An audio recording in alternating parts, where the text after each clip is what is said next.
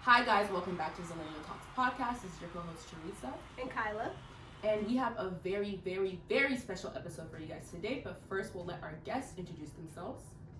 Hi, I'm Shania and I am your local DFW realtor. So if you would like to buy or sell a home, please call me. Period. And where can we find you? You can find me on Instagram and Facebook. They will link that below. Yes. Okay. Hi, my name is Claude. I am a student and a caterer. If you would like to reach me, you can go on my Instagram page at max_cuisines, and it will be under the description as well. It will be, yes. Oh, okay. I don't know why I wanted you to introduce yourself again. All right, y'all. So we're gonna get into the topics.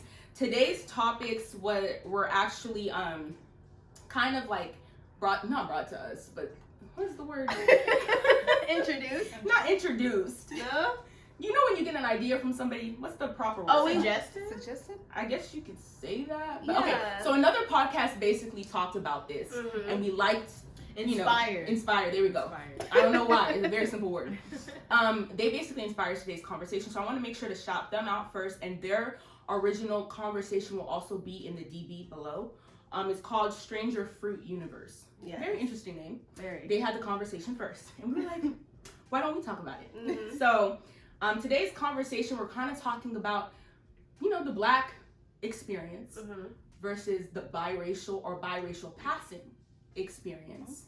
Okay. And, we're going to go down different avenues of what we've experienced within those categories, I guess you could say. So I guess the first question that I would ask, and this is open to anybody that wants to answer first, is what do you understand anti-Blackness to be? Like, what does that mean to you? When you hear the word anti-Blackness, what does that mean to you? That's a good question. I think it means like, I don't want to say anti-Black culture, because the culture is very accepted. Mm-hmm. It's just, I think it's anti-Black power. That's The power, like the power that we have just as a community, the confidence, how we inspire so many other cultures, and how America just gleams from, Black culture, period. So I think it's just anti-Black power, really. They want us to be submissive and subject to whatever they want us to be subject to. As long as we stay in our place, we're good. We step out of line or out of our place, that's when it becomes a problem. That's a great response. Very. Yeah, I love that response. Does anyone want to add to anti-Blackness, what that means for them, or your experience with anti-Blackness? I would say it's kind of like what she was speaking about. Can I give like a personal example? Course. Yeah. I used to be like in a drill team when I was younger. My talent was great, so it's like, okay, we're gonna put you in these routines and whatever. But once new opportunities came about, it's like, okay, you cannot be the face that represents the team. Wow. Yeah. That is very much an example. Yeah. That's deep. That is very deep. Yes. That is very deep. And when that happened, can you explain how that made you feel? Oh, I withdrew myself from the team after 2 years of being in it. Wow. The instructor was an amazing person, but I could see the resentment coming from the girls. It was it was kind of like I became literally the black sheep of the team, because I was the only Black girl in my team. Oh, wow. So, okay. Fun fact, we had a rule where seniors get first pick on the bus, so they can travel with a partner or by themselves, right? So, and freshmen, you have to have a bus buddy. I ended up not having a bus buddy for the 2 years that I was on the team, because nobody wanted to be with the, how can I say it? Because I don't want to use like a bad word, but they thought I was a piece of ass in a way. But no, my talent spoke for itself. Right. So I remember one time on the bus, Jealousy. They confronted the instructor talking about how come a freshman get to sit by herself. And I remember just bawling at that moment, because I was like, I didn't choose to sit by myself. You guys kind of excluded me to sit there. Right. But then when it came to but the instructor never really spoke about it. But she needed me to perform. So she turned a blind eye. It was turn a blind eye. So it's kind of like, yeah, we need your talent to perform, but when these issues come about, we're not going to talk about it. Very interesting. I don't know if that goes. No, it does. It does. definitely does. I appreciate you for that. sharing For that. sure. Yeah. And you were you the leader of your drill team? No, the year that I actually decided to quit was the year that I was supposed to try out for officer, because the position was basically already given to me. Right. Like I already knew, because for number one, I was the only black girl on the team, and number two, I was talented. But that same year, I ended up finding out that my director was also leaving, so I was just like, what's the point? I don't want to play mean girls anymore, because that's just not how I am. Right. And even from that, like, that changed me as a person. Like, I became very reserved. I used to be very like, hi, how outspoken, but now I'm very like reserved to myself and all that stuff because of that experience. Wow. So. Yeah. It's funny that it's not even funny, but I think it's fitting that you use that example, because what I would say anti-blackness is, to me, is like, it's the society's unwillingness to want things to appear black. Even if it comes from the black experience. So you were on your drill team and you were the most talented, or you were one of the most talented, and you clearly deserve to be on that team, but because you represent black culture, black identity, they don't want you to be on the face. They don't want you to be on the forefront. And I think that with culture, you did mention today, I think you said something about how the culture is accepted now. But I said now, I emphasize now, because I don't think black culture has always been accepted. I think it's more digestible now. Yeah. And I think that it's cool. Yeah. But I think it's not fully accepted in the face of like, oh, we're gonna give credit to a black woman for making curves in a big butt. No, seriously. For making curves in a big butt, what society deems that the majority of women should look like. No, they gave it to the Kardashians. Yeah. That's anti-blackness. Yeah, so... Well, it wasn't cool till they did it. Exactly. Right. But we've been... That's how... You know what I'm saying? Right. We were born out like that. Within the black community. Right. Even cornrows, braids. I know that there's controversy with that as well. So, Kay, did you have anything to add? I mean, I feel like you guys have made very valid points. And we were talking about it. It kind of made my anxiety go up a little bit, because it's just like... Everyone wants to take credit for what we created or what we naturally have. And with that, it never feels good for others to be the face of things, for others to get the credit of things that we naturally have. And so it's like really sad. Yeah. It's really, really sad, because like, you don't think about it as much. You see it, but sometimes we're so immune to just allowing things to pass by and just be like, oh, well, we allowed this to happen, so it is what it is. We become so comfortable with allowing this anti-blackness sometimes, and I think that it's a big issue, and it's something that, I mean, us talking about it, I feel like it's important to talk about, because I don't feel like enough people talk about it. It is. Because it can be very uncomfortable to talk about. It is. Yeah. And I think, Claude, correct me if I'm wrong, you went to a predominantly white school. Yes. Okay. Yes. So I think that needs to be emphasized. Oh, I grew up in a small town. So small town. Okay. See, I didn't grow up in a small town until I moved. So I'm originally from California, and I also grew up in a predominantly white school as well. But when I moved to Oklahoma, it was predominantly black, and I experienced culture shock. And I was the black girl who was the white girl, or I didn't fit in with the white people because I was too black. I didn't fit in with the black people because I was too white. So that's been my whole life. Yeah, that's been that my whole is actually funny that you're mentioning that, because I have a similar experience, but obviously you and I are two different skin tones, right? I was in an environment where, back to anti-blackness, where I couldn't be the person that's like gonna shoot stuff like that. I couldn't have that personality, right? I couldn't be like let's say an African American, quote unquote, right? Because number one, I'm African, so can I open up a parenthesis? We're going to get into as that. Africans, we kind of have a little stepping stool over African Americans. That's just how this country is. Society, yes. That's how society is. Not that it's something that is right, but it's something that society has made. Yeah. Like back to I speak a lot about high school, but that's when a lot of these things came to life. Because growing up, I was like, I think I'm just making friends. I didn't really see like black, white, all that stuff. I'm just making friends. First of all, the first time I noticed color was here in the United States.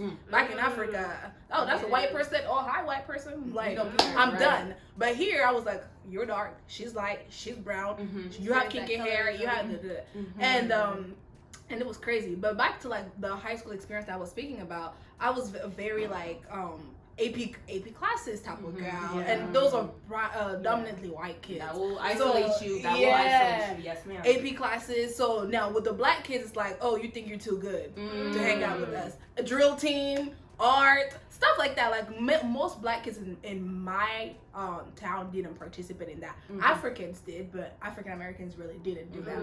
Now with drill team, I remember the year that I left, I was so surprised the amount of black girls I actually tried out. And a few actually came up to me and said, because we saw you on the field, we felt like we could come into the team. Exactly. And one of them actually ended up being an actual officer. So shout out to her. You opened the door for that.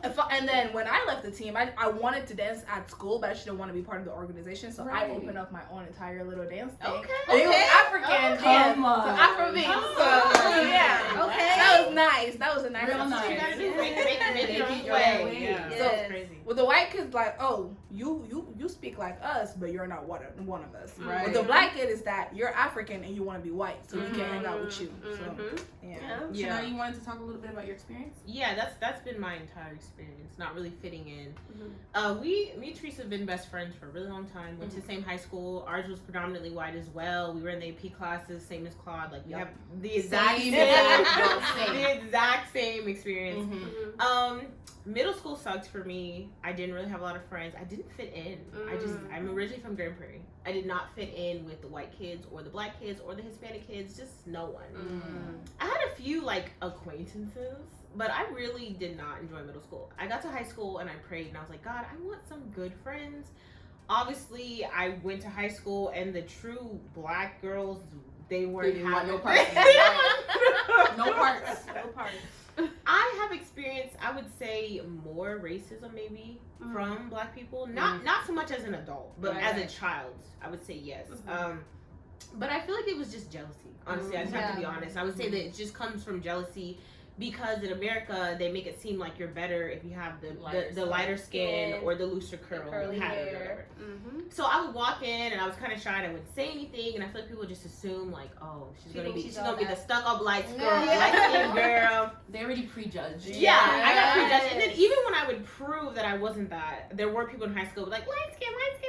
Teresa knows they literally made it her identity. My identity, as a sensitive light skinned girl. Yeah, it's like I am sensitive, but my skin tone actually has nothing to do with it. Like it's just because I care about people. That's it. You know, so it was like trying to escape that identity, but I found friends in the African community because they did not judge me. They didn't shout out to Africans. See, I never even thought about it that way. That's true. And actually the Hispanic community as well. Yeah. I would like to add to that too, because when I went to college is actually when I started having friendships with the African community, literally.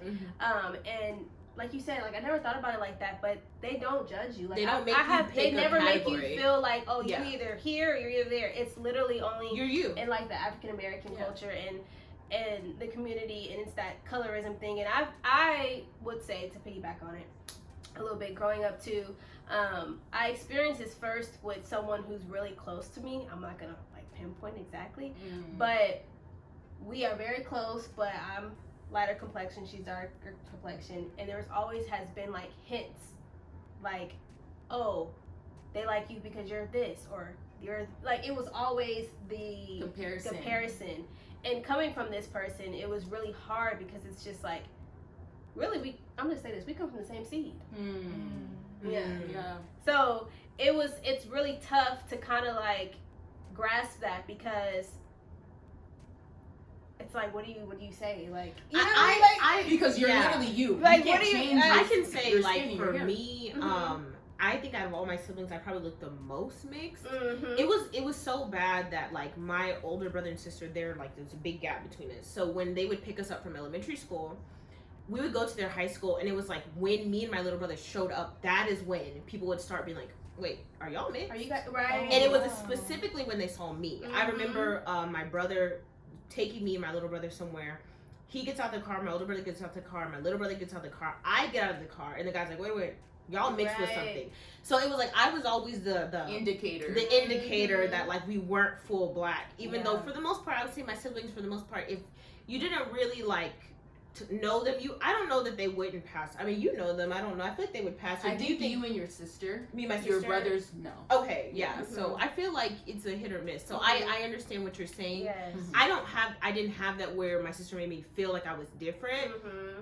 But yeah, that's tough. When you come from the same family and you have all the same DNA, but for some reason just the skin complexion, that's enough. Right. To make you feel really different. Yes. And people will assume things about you all the time. Like this was an innocent assumption that I had, but I thought Kay was biracial.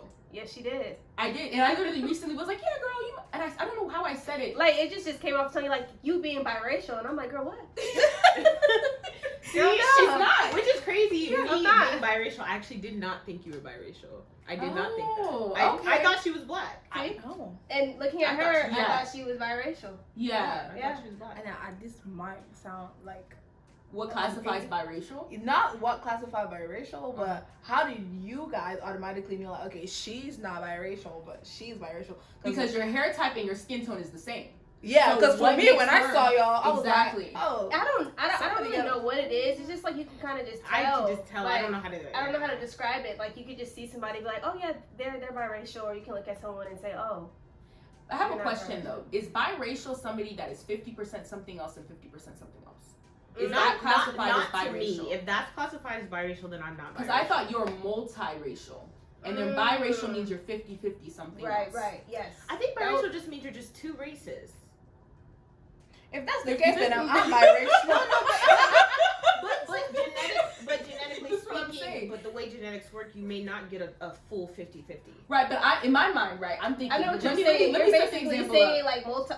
Go ahead. Yeah. My example in my mind, what I know is like, okay, these people are biracial. It's like one parent is one thing and one parent is the other. And a multiracial person would be somebody like, maybe their parent has a mix, and then one parent is just like full, or both parents have a mix. That's what I consider you multiracial, because aren't both of your parents like? I don't even.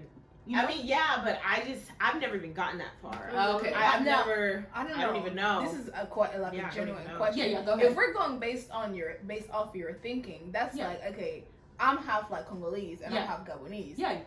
Will that be? You are multiracial. So, yeah, okay. Yes, you are. You're just. When people think mixed, though, they not. think of light-skinned. That's are the same. mixed Yeah. race. Okay. Yeah. Yes. Come on. Yeah. This is the problem. Yeah. Okay, you that's good. That's good. Yeah, That's exactly. good. You gotta be two. That's I'm why I'm saying half. So. Multiracial is like you're mixed with a whole bunch of different things, which you are. But biracial, the bi is two. Yeah. It's two. And me, I've got, when people look at me, they would say, oh, they think I'm biracial, Yeah, or yeah, they'll say like, oh, I've gotten like, they think I'm Puerto Rican. And I'm Yeah. like, Okay, I can see that. Mm-hmm. see, I don't be seeing 100%. that. See, I went to Puerto Rico, But- and they did not look any different than me or you. Right. Yeah, I they do. They promise can you. look Right. like you. I got stopped by the police, and they swore we were Puerto Rican. We Yeah. had to show them our American ID Right. to prove to them. Yeah, and so Wow. like with that, I was just like, okay, well, I forgot my point. And you corrected me too, but nicely, because you know Yeah. how some people get offended Yeah. when you like misplace them, but you corrected me. You're like, no, both my parents are black. Yeah. I'm like, oh, okay. And like down the line, I will say like down the line we do have some, but it's like I don't go that far, and I Right. don't know like my history that far. right. Like growing up, I will say I think like one of the biggest trends was growing up. I would say, oh yeah, I'm black, white, and Indian. That used to be a thing Yeah. that All that black people would say, I got a little bit Indian. I got a little My bit grandmama, I used to, my hair. That's that great Indian. That's what happened. Yeah, that's an Indian. I will say Like that. nobody wanted to be black. Nobody. And Congolese people would say they were from France, not from Congo. Yeah. Not from Congo. Oh, I speak French because I'm from, and I'm like, you're literally from Central Africa. Relax. Yes, That's so, because of how they make you feel. Yeah, They make you feel exactly. bad for Let's being talk African about or that. black. Yeah. How was your experience when you were younger? Like, cause when did you come to the States? Like, how old were you? I was 9 years old. Okay. So You went through when elementary. I went to, can I kind of give like a Yeah, little yeah, bit yeah. of, okay. So in elementary school, when I got here, the African kids that were already here didn't really want to mingle with the African kids that just came back from Africa, That's because true. you're fresh off the boat. Nobody Yeah. really. But let me tell you something. My mama always knew how to dress me, so don't come for me. You never went through that. I never stage? went through that stage. You're gonna probably like, what is she even saying that? But you went through that stage stage where like refugees will dress very, very ratchet, very, very ratchet. And it's okay. Let's explain to you guys. I'm like, So wait, a lot of what is this? Yeah. I will give y'all some context. Okay. So basically, we're gonna just talk about Africans because we're not trying to offend nobody else. Yes, so All right, we're Africans, so we can African. talk about it. Yeah. There's a stage when refugees and immigrants come from the motherland and their appearance. A lot of it has to do with. Go ahead. I'm not laughing. A lot of that has to do with, like, in my opinion, mixed match clothing, a lot of ash, a lot of no deodorants. Yes. A lot of that. Yeah. Yes. Like, so, I remember somebody asked me, do you guys have butter in your country? And I was offended because my mom was an accountant, so I had food in my house, you know? Shout out to my grandma for bringing me here in the States. Period. I'm grateful. But I was offended, like, this stupid questions, like, oh, what did you eat? To me, it was like, but it's not stupid because I also met refugees that were, like, from straight up camps that they did not have anything. They were struggling. Yeah. And, but back to the dressing thing, it's not even their fault because when we got here, they took us shopping and it was like a donation center. Yeah. And I remember the lady that was with us, she was a white lady and she thought I was like the other refugees. She didn't really have background because my family are refugees from Congo, but I didn't get to experience that because I was born in Gabon and my mom, like, she made a life for me. But when we came, she threw like this long dress with flowers at me, like, oh, here you go. And I looked at her, I remember that day so well. I looked at her and I said, I can't wear that. I say it in French. And she went to my mom and she was like, your daughter is so complicated. We're trying to do this. And then my mom was like, my kid doesn't dress like this. And then when I went to school, I saw why she was giving me those clothes because that's how some of these kids were dressing. And now we have some of the kids that kind of like were born here, but they were African, but they didn't want to mingle with the Africans because we were African. I spoke French, so of course people automatically knew that I was African. The white kids were being nice to me, so they can have the, oh my gosh, look at you being friends with the African. That is so girl. cute. Yeah. That is so cute. Yeah. Oh my gosh. Right. But my best friend, I was actually an African American girl that I didn't speak English and she didn't speak French, but we were just at the playground and we stuck to each other till today. So shout out to Taja. And in middle school, I moved a lot, so I kind of cling to the Hispanic community a little bit more because, like, with the African American community, it's like I didn't fit in because some of these kids wanted to be just bad. They wanted kids. to call you like a booty scratcher. No, let's get it. No, they do. Let's get it. That's real. Trees. But just imagine what they were telling us about the Africans. Yeah, they weren't showing They us. were not showing us good things. That's You what know I'm what I mean? saying. I remember one time in class in They middle were not showing us school, good things. there was this boy that he thought I was cute, right? He thought I was cute, but I used to hang out with this girl named Shanice. And one day Shanice was like, oh, I think you think Claude is cute. He said, I could never think Claude is cute. Oh my god. Yeah. And I'm in middle school. Denouncing you because Yeah, and I'm like, hey, do I have caca on my face? Like, what's going on? And but my experience wasn't that bad because I also started like getting attracted to white guys at a young age. Oh yeah, And that happens to the once I started doing that, I remember at a track meet. That didn't happen until I was in college and we don't get into that. I don't even think I got it. Right, exactly. Never touched. Oh, you never? Oh. That's why. Yeah. I love my man. Even though I like black men too. I just not. Always I don't been a fan. discriminate. Always. I don't discriminate. I mean, I don't discriminate either. It's like but I do. don't have a. I don't have a problem dating really almost any race. I have a few races I won't. I think with me, the reason with that is because I grew up around them, but it was like I never knew who like. Yes. And so I never was the type to be Yeah. like, oh yeah, I'm gonna go see. What white boy like me? Like, That's no, true. I never That's true. knew. That's a good point. But Well, honestly, I didn't know either. I just asked. You did. see, I didn't ask. Shania was very bold. Okay. I mean, disclaimer: my child is half white. Like Okay. half white to the point that she don't even look black. Got Yeah. blue eyes. She's and very white passing. Very white passing. Yeah. And the thing is, I just asked. But I have to say, though, I do think because I was a more of a lighter complexion person, that they felt more comfortable dating me because they would tell me, you're not black. My ex-husband described me as coffee with a whole lot of cream. Wow. I don't know what that means. That's nice. I get told all the time. Wow. Yeah. Like I'm thrown off. And then, like a compliment, but it wasn't quite. So my ex is pale with red hair and blue eyes. So not the definitely a different combination, but he had someone in his family who was also red hair, blue eyes, pale, who was dating a woman of your complexion and your hair color and everything. And his family would often compare and contrast me and the other couple, and they would say really rude things like, I don't want my coffee that dark. Or they would be like, I mean, you two, me and my ex-husband, you guys are okay, you're not that far apart, but them two, that's just too big of a discrepancy in skin tone, like, no. Which is racism. Oh my And God. they would just straight flat out regardless of say either that. couple, I feel like it was racist. It was very rude. Yeah. But you know very what's rude. crazy too? Like to kind of go back off that, it's like Thank you. I don't know how to say this without bless you. I don't know how to say this without saying it, making it sound bad.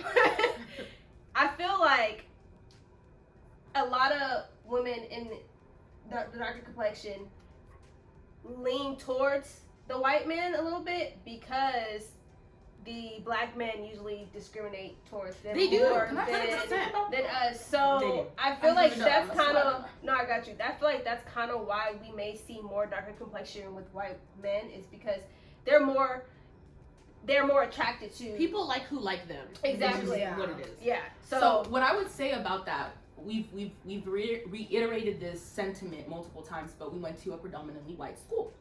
I was never attracted to the white boys that we went to school with, ever. Now, she's right.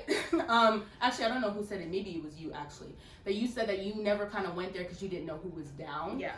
Towards the end of our high school experience, I started realizing that a lot of white guys were down. They were down. Mhm. A lot of them were down. But it was more down in the I want to sleep Sexual. with you. Yeah, it's a down low way. It's a down low way. Yeah. And I would say, though, See, I didn't know that. I would also say to add to what you were saying about the biracial when it's a black woman and a white man, particularly dark skin. I feel like, yes, dark-skinned women will go to the white man because that's where they're accepted, but also the white men choose the baddest. I mean, the most. I mean, They do. skin They do. clear. So it's not like it's like you're a constellation prize. No, I chose you. Yeah. That's what I want to emphasize. Okay, Yeah. Mhm. That's true. That's true. Yeah, thanks for doing that because I Yeah. feel like I wasn't trying to make it sound No, like that. I just wanted to give my perspective on that. But y'all were saying. What time? Yeah. What time are we at? 27. Oh, okay. Yeah, so we're gonna. Part 2. Okay. Yeah. All right, guys. So thank you so much for tuning into part 1 with Zillennial Talks podcast. Be sure to check out our previous videos and follow us on all our social media platforms. This is part 1. Be sure to join us in part 2. Bye.